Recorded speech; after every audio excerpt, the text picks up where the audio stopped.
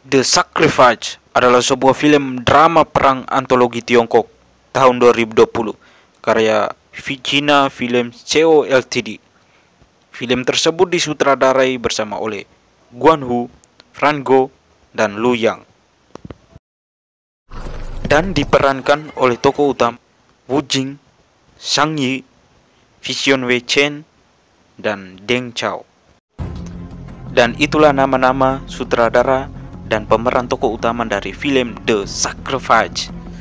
Dan di sini itulah nama-nama yang agak rumit dan ribet juga ya menurut teman-teman. Tapi di sini saya tidak merangkum film ini melalui tokoh dan pemeran utama, tetapi saya lebih merangkumnya secara keseluruhan berjalannya film ini. Tokoh pemeran utama, aktingnya tidak terlalu dirangkum dan lebih merangkum secara keseluruhan dari film ini. Oke, lanjut. Film ini menceritakan bahwa pada tahun 1950 terjadinya pecah perang Korea. Tepatnya pada tanggal 27 Juni, armada ke-7 Angkatan Laut Amerika Serikat berlayar ke pelabuhan Kaohsiung di Keelung, Taiwan, di mana mereka melakukan pengintaian dan patroli dan latihan tempur. Pada tanggal 15 September, tentara ke-10 Amerika Serikat mendarat di Incheon, berbaris ke utara, bergabung dengan tentara PBB. Angkatan Udara Timur Jauh Amerika Serikat mengirim ribuan serangan mendadak menyerang wilayah udara Cina. Api perang menyala di Sungai Yalu. Kedaulatan teritorial Tiongkok dan keselamatan hidup rakyat berada dalam ancaman serius.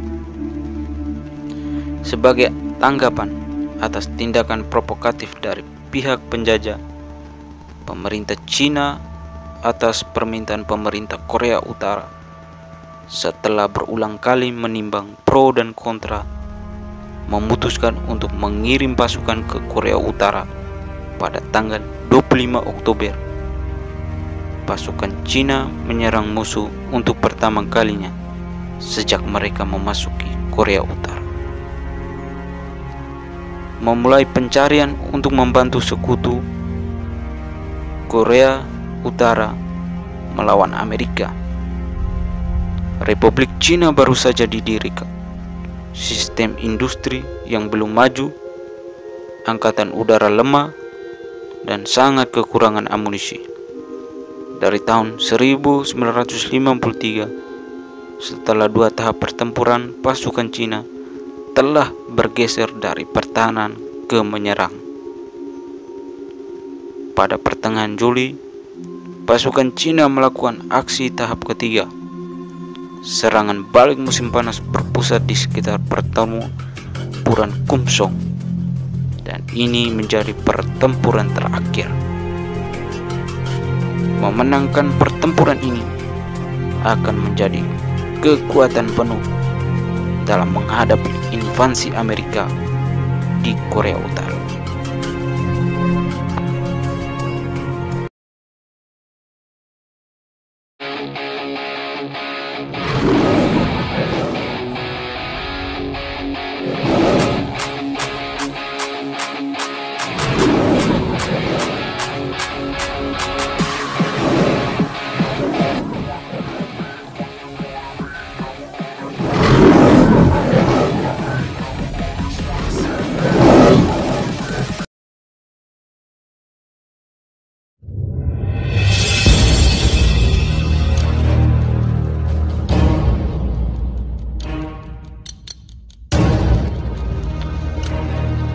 Scene diawali dengan memperlihatkan 2 orang prajurit yang menjaga dan memantau musuh di balik semak rerumputan. Kata si prajurit bernama Xiaohu, "Pak, kau dengar itu?" Terdengar Ginseng menembakkan meriam. Kata si Pak, "Bagaimana mungkin kau tahu dari jarak puluhan kilometer?" Kata si Pak, "Itu hanyalah sebuah guntur." Wah, siang bolong panas terik matahari ada guntur juga ya, set. Tiba-tiba ada pengumuman yang menyatakan bahwa semua prajurit harus bersama dan mengikuti rute yang telah ditentukan sebelumnya, dan jangan ada yang tertinggal. Kata Xiahou saat awal memasuki pertempuran. Aku baru saja bergabung dengan tentara. Pesawat Amerika terbang di atas kami setiap hari, dan aku berharap ada beberapa pesawat untuk melindungi kami. Tapi hanya punya sedikit pesawat. Semua prajurit terus bertahan di garis depan. Lanjut, semua prajurit mulai menyeberangi sungai, dan seluruh divisi harus mencapai sungai Kumgang dalam 1 jam. Pasukan terdepan unit Yansam telah melakukan kontak dengan pasukan Seni. Kemudian hanya ada satu jalan menuju Kumsong, jembatan militer taktis, ingin melawan musuh di seberang sungai. Namun sungai yang dalam dan besar itu menghentikan para prajurit. Lanjut, salah satu prajurit melaporkan berita ke atasannya bahwa kekuatan unit terdepan Yansan telah melakukan kontak dengan pasukan Seni. Kata si letnan kepadanya agar meminta tambahan meriam, karena dengan adanya meriam mungkin bisa menembak jatuh pesawat pengintai musuh. Kata si prajurit, tidak mungkin letnan, karena pesawat musuh terbang terlalu cepat. Kata si letnan, mereka terlalu sombong, dan andai saja mereka terbang rendah, maka akan kujatuhkan mereka semua. Wah, ternyata letnan ini garam juga ya. Shit. Ajar mereka letnan, ayo. Lanjut, kata si prajurit kepada letnan, kalau pasukan mereka hanya memiliki 2 meriam yang tersisa. Si pak letnan bilang, pakai kata pel aja. Wah, buset. Lanjut, scene berikutnya memperlihatkan para prajurit berlari dan tiarap berlindung dari musuh. Tiba-tiba pesawat pembom berterbangan di atas mereka.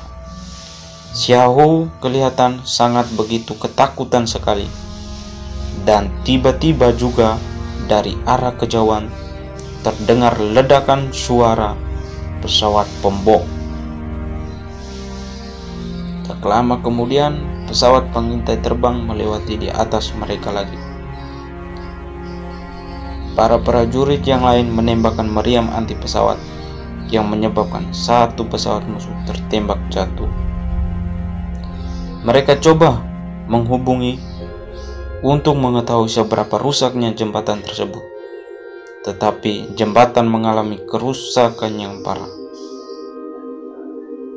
Lanjut, para prajurit akhirnya kembali memperbaiki jembatan yang rusak agar semua prajurit bisa menyeberangi sungai.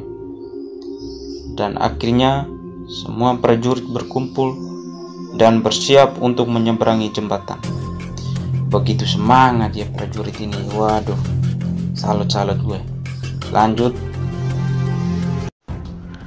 scene berpindah dari kejauhan memperlihatkan seorang prajurit sedang berlari sambil memanggil nama Letnan Gao, dan dia pun menghampirinya.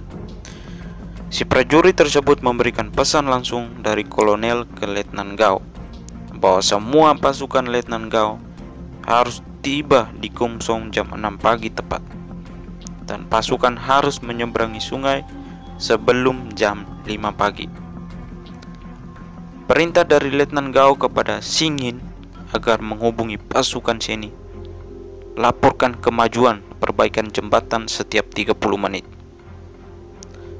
Dan seorang prajurit menghampiri Letnan Gao kalau dia tidak setuju dengan perintah, karena perbaikan jembatan di awal dan di akhir selalu mereka. Katanya kepada Letnan, kita di sini bertempur, bukan memperbaiki jembatan. Jawab si Letnan kepadanya, kau pikir itu bukan bagian dari tugas? Bagaimana bertempur jika jembatan rusak? Sambil menamparnya, kau sudah gila? Lalu si letnan dan prajurit ini beradu domba-dombaan sebentar. Salah. Beradu mulut dong. Haha, maksudnya begitu, beradu mulut. Scene berpindah, pesawat pengintai musuh kembali lagi. Para prajurit pun kembali tiarap. Lanjut, kini prajurit kompi kedua dan ketiga menyeberangi sungai dalam 10 menit. Terdengar dari udara, pesawat pengintai mengudara di atas mereka. Dari dalam hutan pasukan Letnan Gao diporak-porandakan lewat bom pesawat musuh. Dari arah kejauhan terlihat kalau pesawat musuh mulai lagi menyerang jembatan yang habis dibangun. Dan akhirnya beberapa prajurit diperintahkan dari letnan untuk mencari sinyal radio di atas puncak gunung agar bisa terhubung dengan pasukan Seni, karena komunikasi putus dengan pasukan Seni.